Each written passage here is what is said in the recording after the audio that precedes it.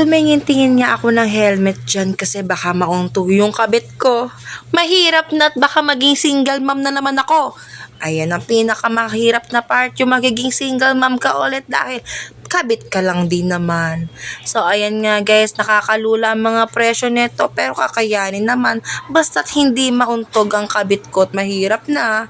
Baka makita na mas sexy. Alam nyo naman, si Gracia ngayon ay lumba-lumba.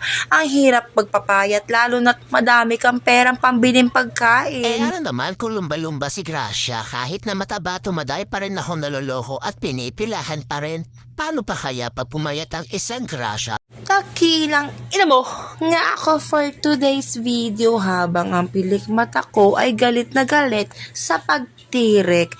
Andito nga ako sa school dati ng anak ko, na school ko din dati nung high school ako, na naging repeater ako dahil madami akong kabalbalan nung high school ako.